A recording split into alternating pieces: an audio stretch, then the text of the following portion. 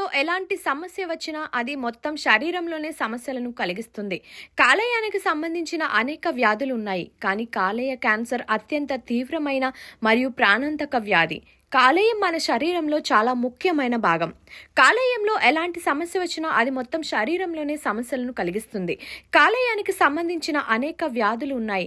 కానీ కాలేయ క్యాన్సర్ అత్యంత తీవ్రమైన మరియు ప్రాణాంతక వ్యాధి. కాలేయ క్యాన్సర్ అనేది కాలేయంలో కణాల అనియంత్రిత పెరుగుదల. అంతేకాదు లివర్ క్యాన్సర్ శరీరంలోని ఇతర భాగాలకు కూడా వ్యాపిస్తుంది. కాలేయ క్యాన్సర్ అనేది మీ కాలేయ కణాలలో మొదలయ్యే క్యాన్సర్.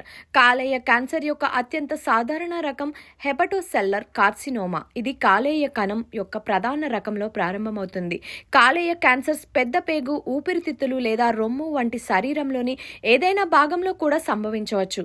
ఆ తర్వాత కాలేయానికి వ్యాపిస్తుంది. కాలేయ క్యాన్సర్ కు బదులుగా మెటాస్టాస్టిక్ క్యాన్సర్ అంటారు. ఆకస్మిక బరువు తగ్గడం, ఆకలి లేకపోవడం, కడుపు నొప్పి, వికారం మరియు వాంతులు, సాధారణ బలహీనత మరియు అలసట, పొత్తి కడుపులో వాపు, మీ చర్మం మరియు మీ కళ్ళలోని తెల్లటి పసుపు రంగు. మీరు మీ శరీరంలో ఏదైనా అసాధారణతను గమనించినట్లయితే మీరు వెంటనే వైద్యుడిని సంప్రదించాలి, లేదంటే ఈ వ్యాధి ఎప్పుడైనా తీవ్ర రూపం దాల్చవచ్చు.